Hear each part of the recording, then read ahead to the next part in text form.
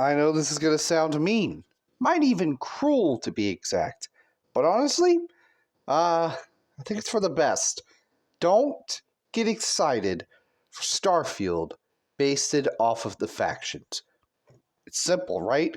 Sounds basic and easy. I could just make that into a short and, I don't know, I get some views, I guess.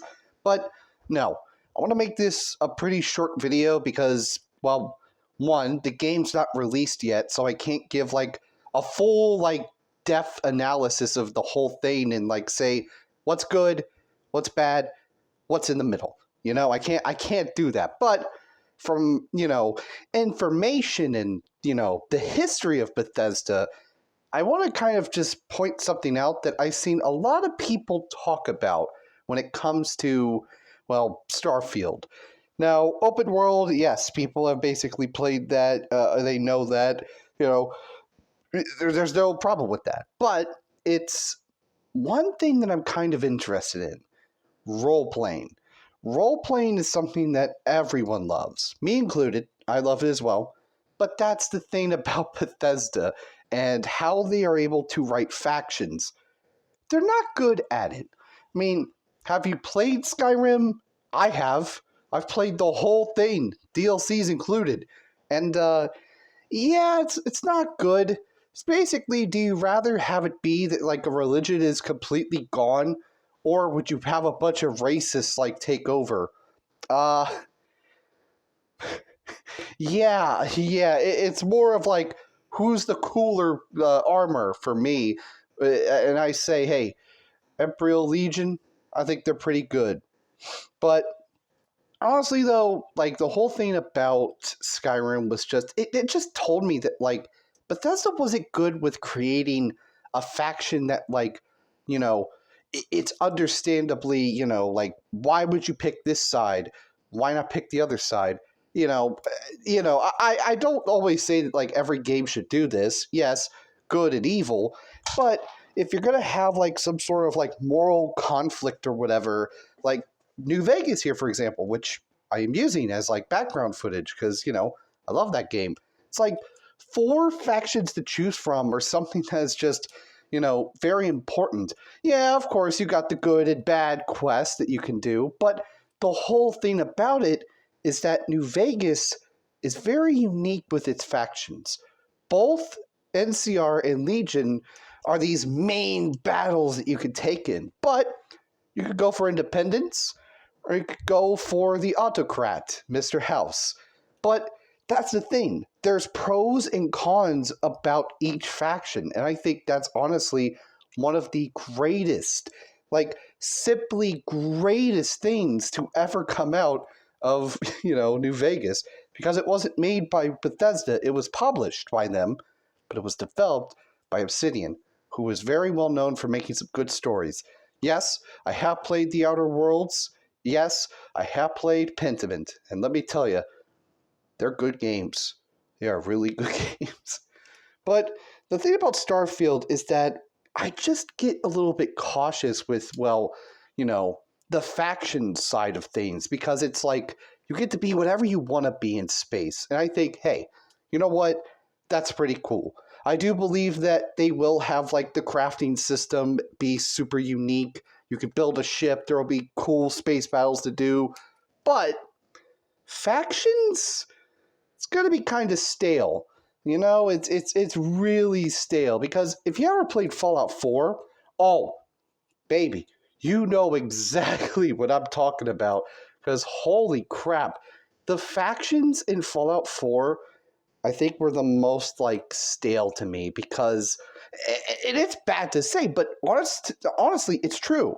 Like Fallout 4 has like four factions that I never really cared about, and even looking into it, I was more confused with them, mainly with the Institute. Like the whole point is they're trying to save humanity, but they're very secretive about it. They're not wanting to fully go out to the public yet. They're just super secretive with it.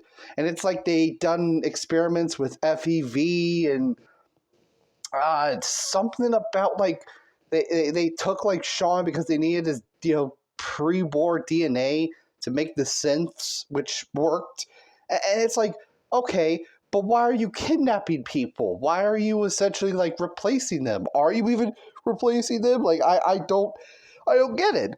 It's like you don't get that answer. Meanwhile, with Caesar, he'll just straight up tell you exactly why, I'm right, and why the beta males, the NCR, why are they like the weaklings? It's like, bro, it is actually outstanding to me how Fallout 4 just has has just gotten bad over the years. The more I look back on it, the realize New Vegas was always the winner. It was truly 100% the winner. It was not going to be the victor of New Vegas. Brotherhood of Steel was the only faction that I sided with because, well, they have a good moral compass here. They're doing a good deed, but they're going about it the wrong way. Railroad, I didn't see anything bad about them. They're just more like, hey, let's free the synths. Let's like save them and all that. We're destroying the fate of mankind, but screw it. Let's save the synths. Not really a moral compass there. Same thing with the Minutemen. Minutemen's technically the good ending because you could keep the Railroad and Brotherhood of Steel alive. Like, why? Why? Oh, it was just not good. Like, honest to God, it was just not a good game for me at all. And looking back on it, it just always like makes me so like disappointed, even disgusted, because I bought that game and got it day one. Even got the season pass along with it before they hiked up the price for it. It was bad. Oh, it was it was terrible. So people who are excited for Starfield, I'm not gonna be like, belittling people. I'm not gonna be like, ew, you bought Starfield, you bought a Bethesda game? Have fun with Bethesda writing, stupid. It's like, no. See, I can't do that because I bought Fallout 76 for $10. This was right around when the Battle Royale was happening. Nuclear Winter it was? Yeah, Nuclear Winter. Yeah, it was. Yeah, I can't really judge people for that.